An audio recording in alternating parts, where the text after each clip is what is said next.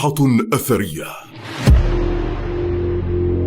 قادرة على أن تجعلك تحكم العالم وتسيطر عليه، حتى أن الصهاينة جن جنونهم ويريدون الحصول عليها بأي شكل أيا كان، حتى يتمكنوا من حكم العالم كله بالحديد والنار، ويسيطرون على البشر والدول والحكومات والعقول وكل شيء تتخيله. حاولوا لسنوات طويلة هدم المسجد الأقصى بسبب المعتقدات بأن هذه القطعة الفريدة مدفونة أسفل المسجد الأقصى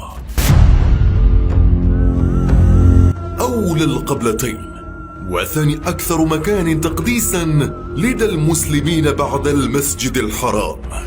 إنه تابوت العهد، القطعة الأثرية الأغلى والأخطر والأغرب في تاريخ البشرية.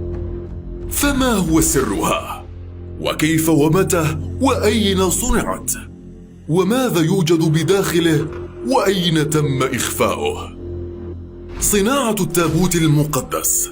صنع تابوت العهد في زمن النبي موسى عليه السلام، حينما انشق البحر وعبر موسى مع قومه هروبا من بطش فرعون، فاستقر موسى وقومه في الأراضي البعيدة حتى يأتي ملكان من السماء لموسى وهو على جبل طور في سيناء، ويأمرون ببناء التابوت الذي سيحير البشرية بمواصفات معينة ودقيقة جدا من خشب الصمت الذي ينمو في سيناء المقدسة.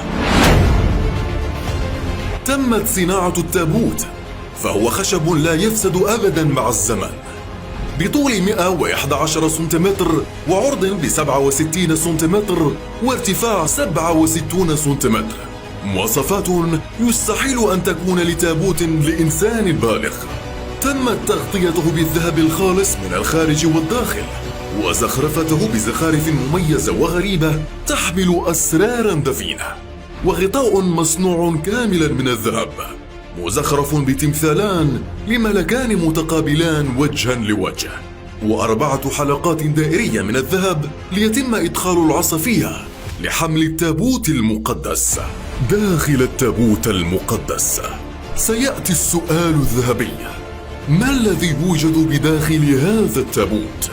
يتواجد لوحي الحجر المقدسين اللذين كتب عليهما الوصايا 10، وجرة من الذهب حفظ فيها المن، والمن هو الطعام الذي أنزله الله من السماء على بني إسرائيل ليطعمهم، ويقال أنه طعام كالعسل، ولكنه أشهى وأجمل منه بمئات المرات ولا يفسد أبدا، ونسخة أصلية من التوراة قبل تحريفه، وعصا موسى وعصا هارون، العصا التي قد تسيطر على البشرية كلها، فيقال أنها خلقت في اليوم السادس من خلق الكون، وأعطت لموسى وبنيه، وهي السر والمراد الأكبر الذي يبحث عنه الجميع لمئات السنوات.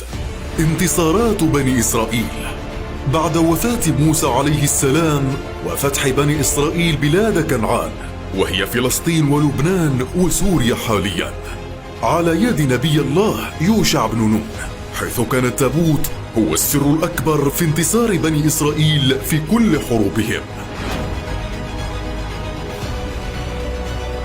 فلم يخسروا أبدا حربا كان التابوت موجودا فيها، حتى انتبه أعداءهم لأهمية هذا التابوت وسره العظيم الذي يحمله 4 أفراد يتقدمون جيش بني إسرائيل في حماية مشددة جدا.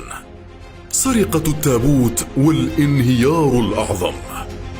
كان هدف أعدائهم الأول والأخير هو سرقة هذا التابوت مهما كلفهم هذا من أرواح، حتى لو كان الثمن آلاف القتلى وخسارة الحرب. فسرقة التابوت من بني إسرائيل هي أهم شيء ليتحقق مرادهم، ويتم سرقة التابوت ويهزم بني إسرائيل في كل الحروب التي خاضوها بعد ذلك لتبدأ دولتهم في الانهيار. عودة التابوت وعودة المجد. بعد انهيارات متتالية وتشتت بني إسرائيل أرسل الله نبيا جديدا اسمه صموئيل، فأمرهم باتخاذ ملكا جديدا سيعيد أمجادهم. ومواصفات الملك الجديد أغرب من الخيال، فأعطاهم عصا طويلة بطول متران تقريبا، وقال لهم: ملككم الجديد سيكون بطول هذه العصا، فابحثوا عنه واعثروا عليه. يبحث بني إسرائيل في كل مكان عنه ليجدوه في مكان لم يتوقعه بشر، فكان هذا الرجل والذي يدعى طالوت يعمل كبستانية، وهو الشخص الوحيد الذي توافق طوله مع العصا. يرفض كبار القوم من بني إسرائيل توليها الملك، فيرد نبي الله صموئيل.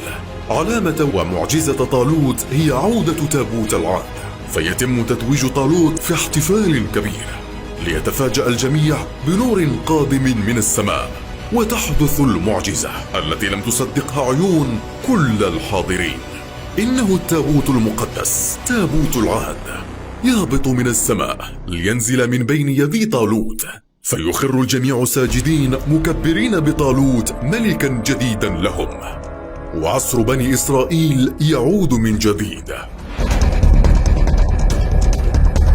اكتسحوا كل أعدائهم في كل الحروب، إلى أن انتصروا على الملك الجبار المرعب جالوت، على يد شاب يافع اسمه داود، الذي نال ملك بني إسرائيل بعد طالوت. داود نبي الله وابنه سليمان عليه السلام، والذي أعزه الله بملك عظيم، وأصبح أعظم ملوك بني إسرائيل في تاريخهم. رفض سيدنا سليمان بقاء التابوت في الخيام خوفا من سرقته من جديد، ليقرر بناء هيكل سليمان في القدس الشريفة، وبقي التابوت ل10 سنوات بداخله محفوظا. اختفاء التابوت بعد وفاة سيدنا سليمان. أتى أقوى ملوك بابل في تاريخها نبوخذ نصر، واجتاح بلاد بني إسرائيل، ودمر معبد وهيكل سليمان، ونهب كل كنوزه، فلم يبقى أي أثر لهيكل ومعبد سليمان، وتختفي كل كنوزه عن التاريخ، حتى عرش سليمان المقدس. وأما التابوت لا يعلم أي أحد مكانه حتى يومنا هذا، ولكن يدعي حتى اليوم الصهاينة أن التابوت موجودا أسفل المسجد الأقصى، ويريدون الوصول إليه بأي شكل أيا كان. ولولا خوفهم من العالم الإسلامي لكانوا دمروا المسجد الأقصى منذ عشرات السنين، ليبقى تابوت العهد لغزا حير البشر ولا يعلمه إلا الله تعالى. فمن سيحصل عليه سيحكم العالم من مشرقه لمغربه.